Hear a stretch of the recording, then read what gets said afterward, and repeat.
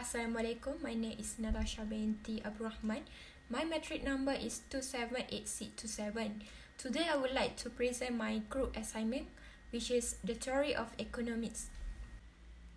The first scholar of economics is Adam Smith. Adam Smith is early economics theorist and Enlightenment thinker called as father of capitalism.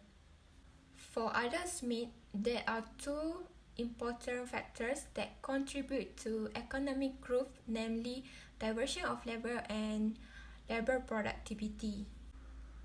Apart from that, Smith argued against mercantilism and was a major proponent of laissez-faire economics policy. In his first book, The Theory of Moral Sentiment, Smith proposed the idea of an invisible hands. The concept of the invisible hands means the market will regulate itself if producer and consumer are left to act in their own self-interest. The strength of Adam Smith's theory is the labor always look for the best job and the best wages. In other words, the division of labor and labor productivity will increase by using this theory. The weakness of Adam Smith's theory is the limited government role. This is because the capitalistic approach that producer and consumer are the king in the market so that they can determine the demand and supply. My name is Nurshahida binti Muhammad Zaki and my metric number is 278591. The next model is David Ricardo. David Ricardo was born on 18 April 1772 and died on 11 September 1823. David Ricardo was a British political economist and he is one of the most influential of the classical economists. David Ricardo made many assumptions and the assumption namely by Ricardian theory. Among the Ricardian theory are all land is used for wheat production and labor is used in agriculture to help determine the distribution of industry, the enactment of the law of diminishing return for land, land supply is fixed, demand for wheat is inelastic, labor and capital are variable inputs, all workers are given adequate wage for a minimum living, demand for labor depends on capital accumulation, a perfect form of competition, and the last one is capital accumulation is derived from profits. Next is the similarities and difference among David Ricardo theory, Karl theory, and Adam Smith theory. First of all is similarities.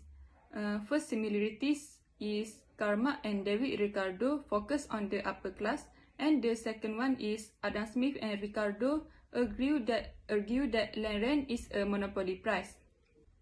And for the different theory has three, which is Ricardo emphasizes on the land factor, while Smith shows more labor efficiency, and the Karl puts more emphasis on the capital factor. The second one is Adam Smith placed more emphasis on the development and prosperity of the nation, while Ricardo was more focused on the division of income among the various sections of society. And the last one is in the theory of labor cost, Smith explained about the static relative price of consumption, while Ricardo explained about the dynamic relative price. Okay, the next, the strength of David Ricardo is the first one is the ability to produce supplies will encourage capitalists to reinvest part of that supplies by taking in more labor, and this will result in higher food production and more subsistence population. And the second one is Ricardo is considered the father of classical economics because the result of the thoughts have produced various economic streams such as Ricardian socialism, George School, and Neo-Ricardian. And next, the weakness of the David Ricardo is the first one. Ricardo's analysis doesn't benefit all groups because the growth process doesn't occur harmoniously. And the second one, the impression that landlords have no incentive to invest from the sense they earn to continue the growth process is unrealistic because in reality, landlords can be capitalists and will often invest to continue the growth process. And the third one, ignoring the influence of technology in soil improvement. And the last one of the weakness, according to Ricardo, the growth process will stop when usable land is depleted, and this leads to fall profits. But this opinion is criticized from two angles, namely, first, capitalists may have other sources of saving, and the second is there may be technological advances that are able to maintain profit rates. Thus, returns are produced and production can be slowed down. Thank you. Thank you. My name is Nur Abdullah Binti Azizul. My metric number is 278850. Second theory is Karl Marx. Karl Heinrich Marx was a Western philosopher, critic of political economy, historian, sociologist, political theorist, journalist, and socialist revolutionary. Karl Marx was from Prussia, or even better known as Germany. Development economy of Karl Marx is history of community development, the development and destruction of capitalism, and planned economic development.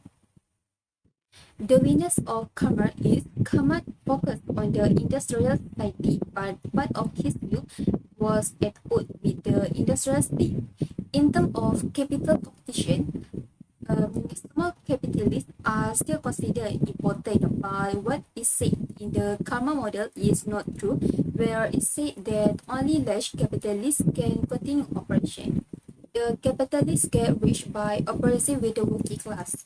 The capitalist or capital owner only gives small wages to the working class to get a lot of profit, and with the profit, it used to invest to get more.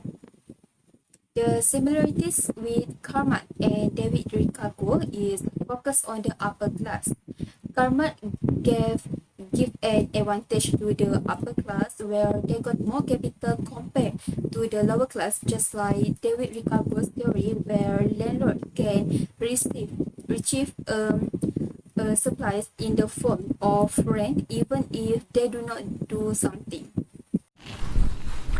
My name is Rahaini binti Muhammad Hassan, number metric 278482. So I will continue the presentation with the strength and difference in the Karl Marx theory. So the first one is strength. The strength in the Karl Marx theory is emphasized on social relationship in the production. Social relationship is a relation between two or more people in the community. So in this case, Marx focused on the social culture that involved the method of labor because it was considered an important method in the economy sector. So the relation between the communities will be closer. This is because labor is considered as a capital. He said labor productivity, level community skill, knowledge of science and technology, and also the culture, social environment were important award of an economy. Secondly, the differences between Karl Marx's story and Adam Smith's story. In Adam Smith's story, manufacturers are free to determine the price. So whatever price is set by the manufacturer, the consumer has to pay. This will cause an imbalance in the market. While Karl Marx's opinion is the lower class is oppressed by the upper class. In the capitalist system, it gives an advantages or is focused on the upper class only, and this is cause an imbalance in the market. So it shows that rich become richer and the poor become poorer.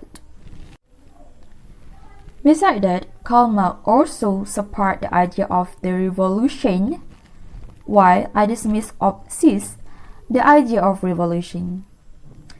In Karl Marx theory, only the upper class is concerned to make capital, while in Adam Smith's theory, they need to support both classes to foster stability and justice in the society.